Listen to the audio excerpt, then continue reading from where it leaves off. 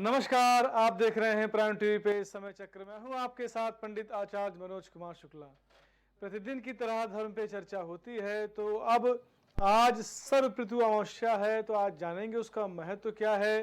पितरों की मुक्ति के लिए विशेष श्राद्ध और पूजा विधि, ये सब भी मैं आज आपको बताऊंगा इस धर्म चर्चा में। तो आइए जानते हैं। महालया अमावस्या को पितरों के तर्पण और श्राद्ध को करने के लिए बहुत ही विशेष माना जाता है।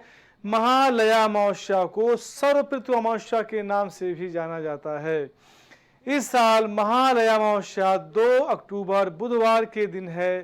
पितृ पक्ष में पड़ने वाली महालया अमावस्या पितृदोष से मुक्त पाने के लिए भी जानी जाती है।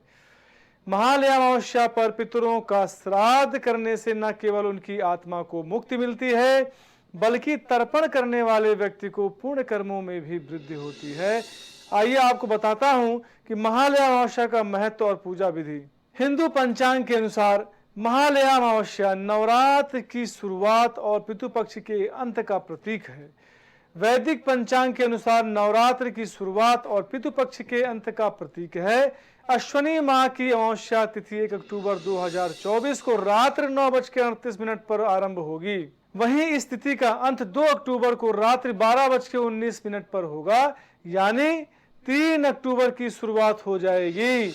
ऐसे में सूर्य उदय तिथि के अनुसार महालया अमावस्या 2 अक्टूबर को मनाई जाएगी। महालया अमावस्या का महत्व क्या है, तो जाने।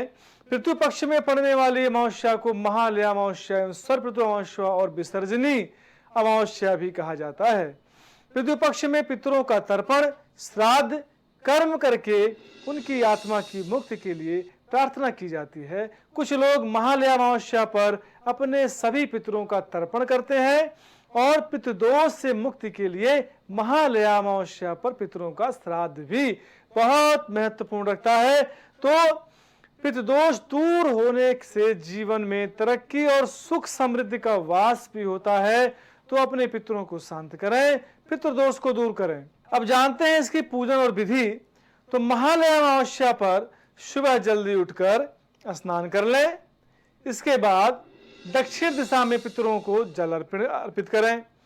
इसके बाद घर घर सात्विक भोजन बनाकर पितरों के नाम का भोजन निकालकर दक्षिण दिशा में रख दें। ऐसा कोई भी भोजन लहसुन प्याज ना बनाए जिससे पितरों को पसंद ना आए। तो सादा भोजन बनाएं और पितरों को दक्षिण दिशा में रख दें। इसके बाद ब्राह्मण गरीब गाय कुत्ता और कौवे के लिए भी भोजन खिलाएं। इससे पितरों की आत्मा को शांति मिलती है। कहा गया ब्राह्मणों मुखमाशीद बाहु राजन्य कृता, ब्रह्मा के मुख से ब्राह्मणों की उत्पत्ति हुई है, इसलिए ब्राह्मण को भोजन जरूर कराएं। इसी के साथ शाम के समय दक्षिण दिशा में दिया भी जलाएं। यह बहुत ही उचित है और इससे पितृदेवता प्रसन्न होते हैं। आइए अब आगे बढ़ते हैं दैनिक पंचांग की तरफ। तो 2/10/2024 श्री संवत 2081 साके 1946 तिथि अमावस्या रात्र में 11:05 तक रहेगी। नक्षत्र उत्तरा फाल्गुनी दिन में 12:40 तक रहेगा। चतुष्पाद तत्पश्चात नाकरण। अश्विनी माह से सुबह कृष्ण पक्ष ब्रह्म योग रात्र में 4:28 तक रहेगा। बुधवार का दिन चंद्रमा कन्या राशि पे स्थित रहेंगे। शरद ऋतु अभिजीत मुहूर्त की अगर बात मैं करूं तो अभिजीत मुहूर्त कोई नहीं है। राहु काल की बात करता हूं तो 12:10 PM से लेकर के 1:38 PM तक रहेगा। दिशा शूल की बात अगर मैं करूं तो आज के दिन उत्तर दिशा में यात्रा करना वर्जित है। उत्तर की दिशा में यात्रा न करें। आइए अब आगे बढ़ते हैं दैनिक राशि की तरफ। तो सर्वप्रथम मेष राशि। मेष राशि का स्वामी मंगल होता है। नए लक्ष्य को निर्धारित करेंगे और उसमें काम भी करेंगे। आज का दिन काफी शानदार रहेगा। आप उत्सव के मूड में रहेंगे। बैंकिंग क्षेत्र से जुड़े लोगों के ऊपर से काम का तनाव होगा और भविष्य की योजनाओं में आप निवेश कर सकते हैं। तो बात करता हूं उपाय की। बजरंग बाण का पाठ करके यदि घर से बाहर निकले तो आपका दिन शुभ होगा। आइए अब आगे बढ़ते हैं वृषभ राशि की तरफ। वृषभ राशि का स्वामी शुक्र होता है।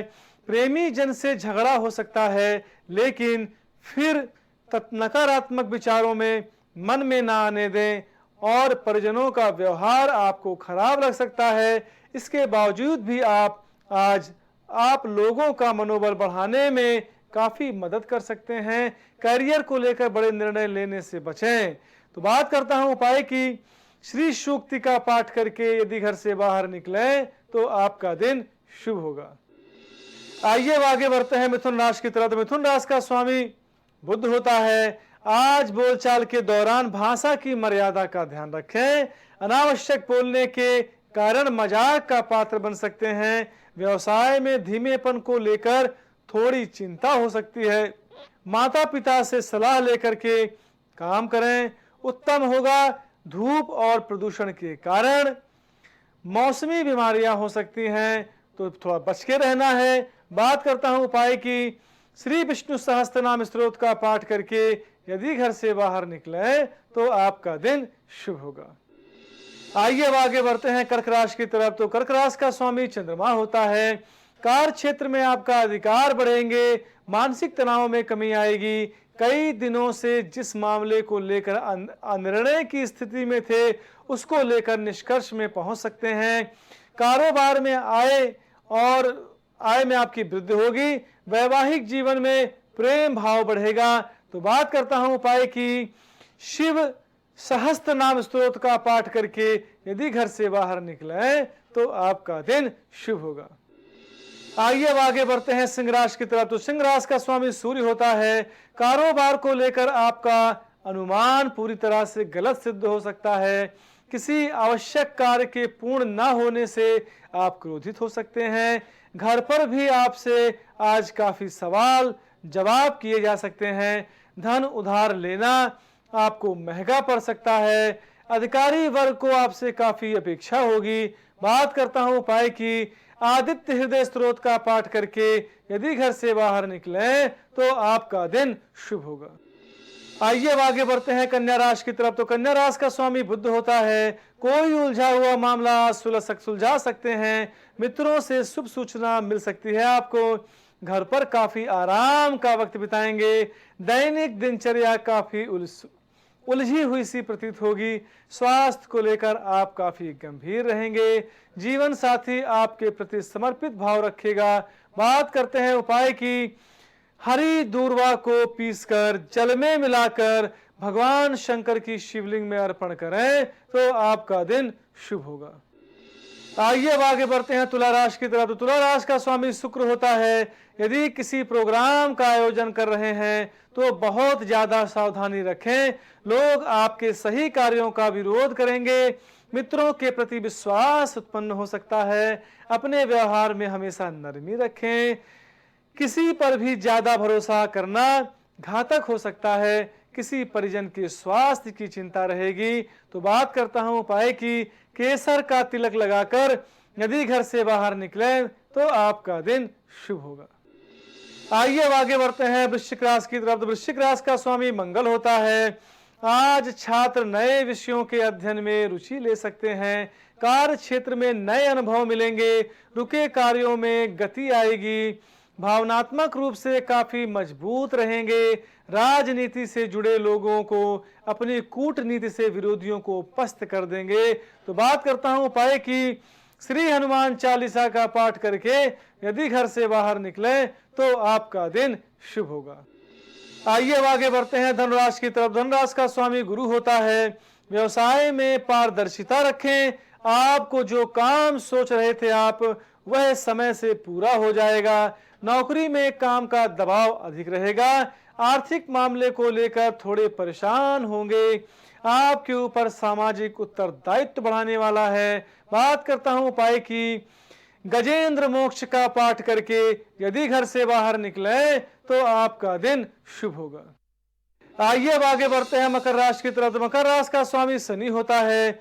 उधार दिया हुआ धन वापस लौटाने का दबाव बन सकता है। अपने अंतर्मन की आवाज को अनसुना ना करें।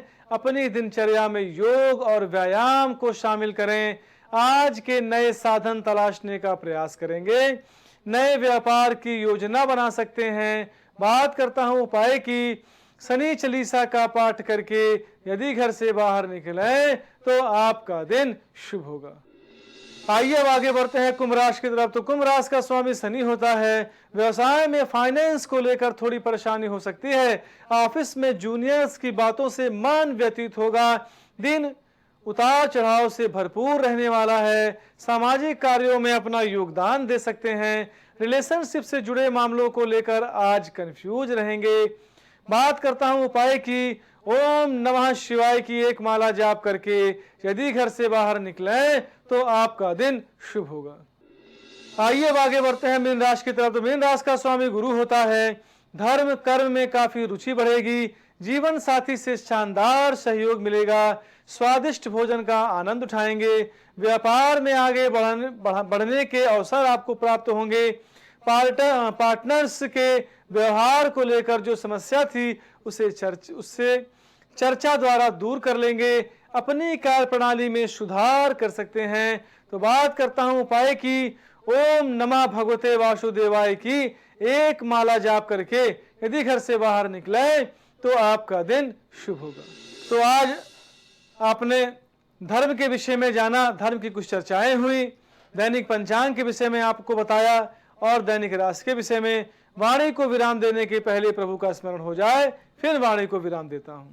नारायण नारायण श्रीमन्नारायण नारायण नारायण नारायण नारायण भजमन नारायण नारायण नारायण श्रीमन्नारायण नारायण नारायण।